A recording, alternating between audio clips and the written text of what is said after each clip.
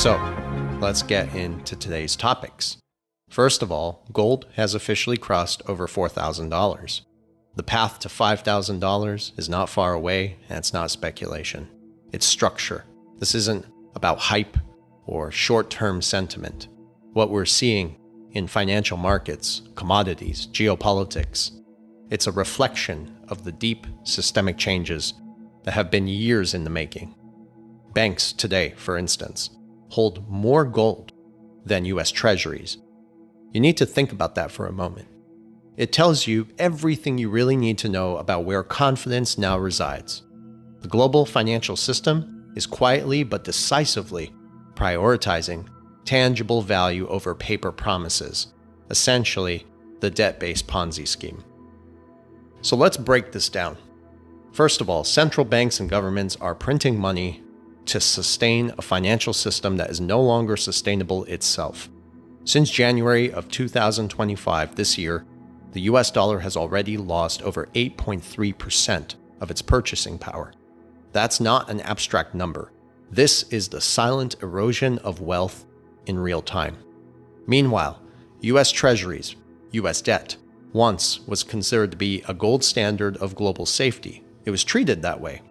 Now these treasuries are under immense pressure, and this pressure has been building for years.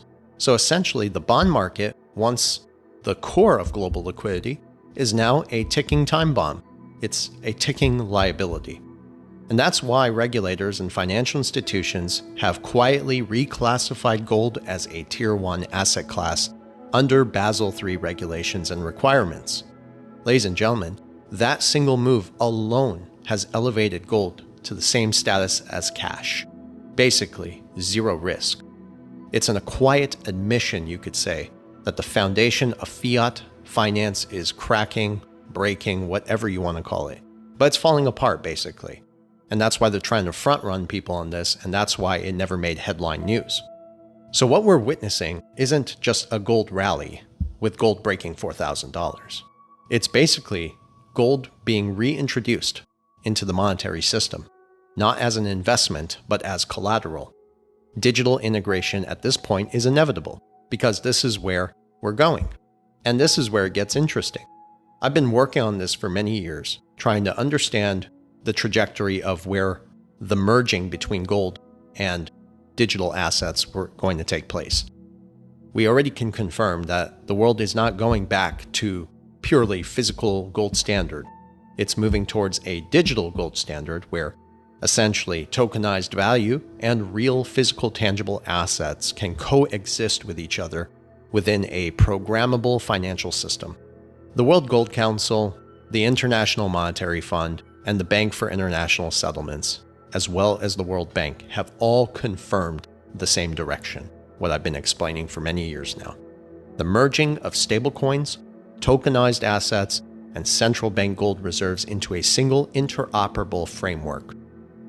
Now here is where digital assets like XRP, RLUSD come into play. In my view, I've always thought that these assets were being positioned as a bridge asset, basically giving institutions the ability to access gold-backed value without the friction, cost, or storage requirements of physical bullion. And that falls, interestingly, under Basel III requirements. They basically have it in there saying that banks need liquidity that's both compliant and real. So, what's real? Physical gold. Well, they've been buying that for a very long time. Well, what's compliant in the digital ecosystem? XRP. In fact, it's the only compliant digital asset that has went through the regulatory turmoil to turn up as a legitimate asset and not a security. Digital assets built for settlement and backed by physical tangible value offer exactly that. And I think that's the relationship between distributed ledger technology, gold, central bank gold reserves, and stablecoins. Something is still playing out, and we're cautiously and patiently waiting. So it's not really about crypto speculation anymore. It's all about integration. It's about merging traditional collateral, like gold, under new Basel III requirements with a digital liquidity instrument that can move across borders instantly and transparently. What comes to mind? XRP. Anyone that says otherwise clearly doesn't know what's going on in this ecosystem and clearly has not done the research to understand. Let me issue a quick reminder, and I've said this so many times before. Crypto alone is not going to protect your wealth. It's not going to protect real wealth. The most sophisticated players in global finance, whether it be institutions or some of the wealthiest families out there, and even the wealthiest families that Vindel and I have worked with, they don't go all in one asset class. They maintain a balance between physical assets, including gold, silver, other tangible assets, cash, a little bit of cash, and digital assets, all simultaneously working together. Money never really disappears. It moves from one place to another.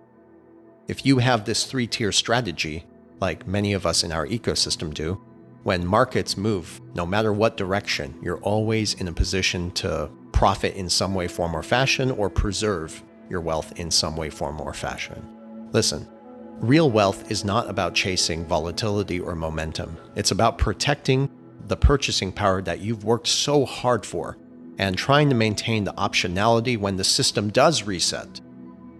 The logic is simple here. The dollar will continue to lose value because we have to keep printing it to sustain a dollar that is continuously losing value. That means treasuries and debt lose demand. When they lose demand, gold begins to regain its dominance, and digital assets bridge it all together.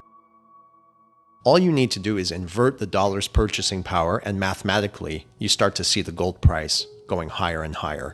So gold at $5,000 or $4,000, it's just the beginning, really. We've spoken to people in 2022 who have done the math and factored in all the debt, currencies, derivatives market, you name it, and they came up with an $87,000 gold price. That's very interesting. And Trump has the executive authority to reset the gold price if necessary. Now let's talk about where all of this is heading. And this is the new architecture of value for an information age, digital. The next global financial system that's being built, it's being engineered in such a way that has layers of interoperability. And that's basically some of these other blockchain protocols we've talked about over the years. And remember, each of these blockchain protocols solves a specific problem in how money moves, how information moves, how liquidity flows, and of course, how settlement is going to occur across the world. In my opinion, XRP, XLM, and even SHX now represent those foundational layers I've been describing. Together, they form a unified ecosystem that can move value with the same speed and certainty that internet moves information. Example, let's talk about XRP. We've spoken about this many times, but XRP is a layer 1 protocol.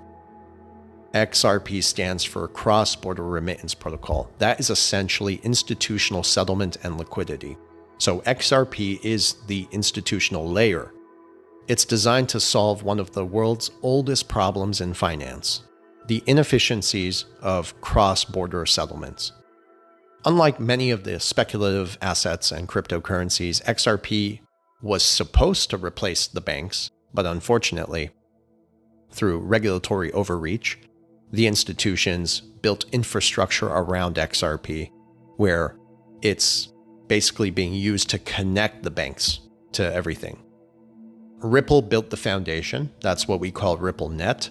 It's a global messaging and settlement network that links banks, payment providers, central banks into a settlement language, one ecosystem.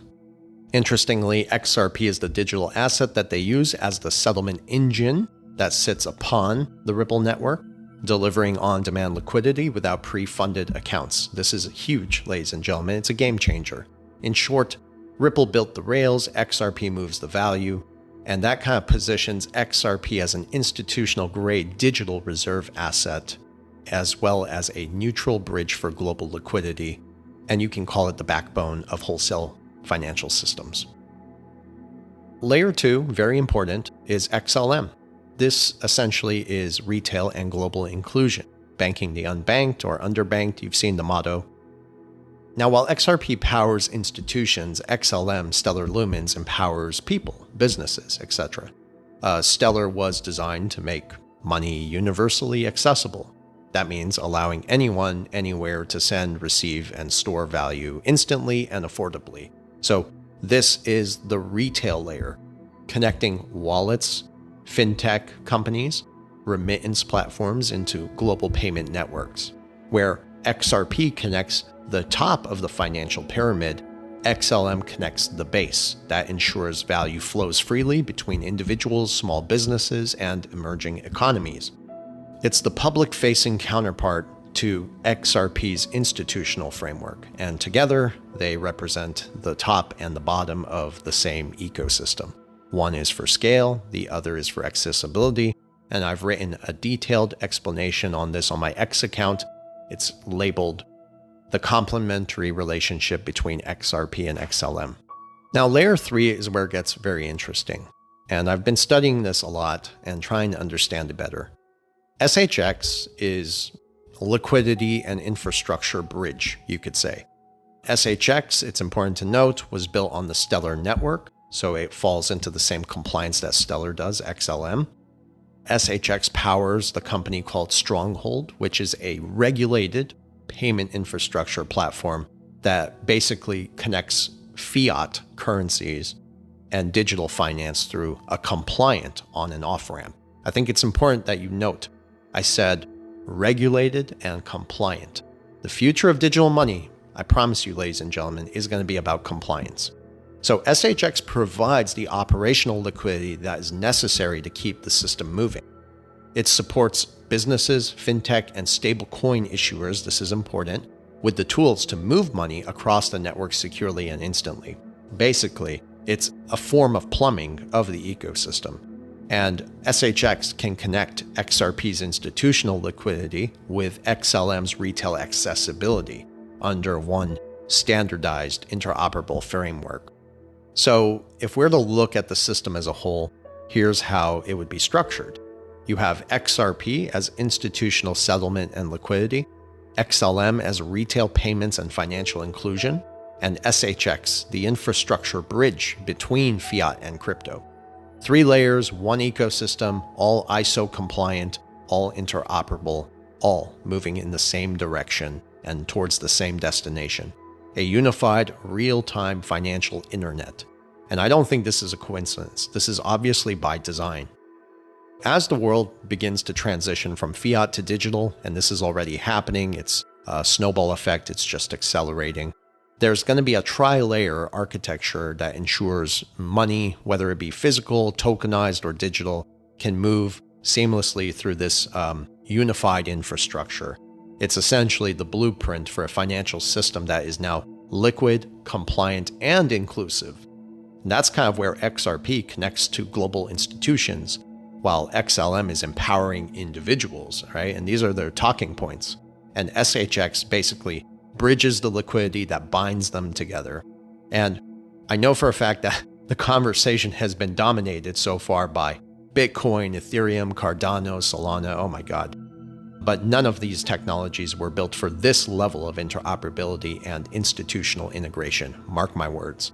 The future of finance is not going to be about ideology. It's about infrastructure. It's about financial institutions having the trust, the speed, and the value that they need, all converging in one digital ecosystem. 3 layers, one network, one language, and that's how value is going to move in a digital age. Gold is going to hit to 5,000. That's not a forecast. It's a trend. It is being integrated back into the system as collateral. You have to understand what that means. It changes the whole dynamic of the conversation, and it confirms that gold is being reintroduced back into the monetary system. And I think it's a milestone on the path to a fully digital, asset-backed economy, asset-backed world. And that's why all these institutions are fighting for resources and commodities. And with tokenization and digital infrastructure, you can connect the two, you can bridge them. In the meantime, ladies and gentlemen, I hope this video was helpful. Please stay sharp, stay balanced, and stay on the right side of this transition. If you want further insights on the macro take on all this stuff, please follow my Patreon. I really appreciate it. Link in the description below. Have a blessed day, everyone, and God be with you.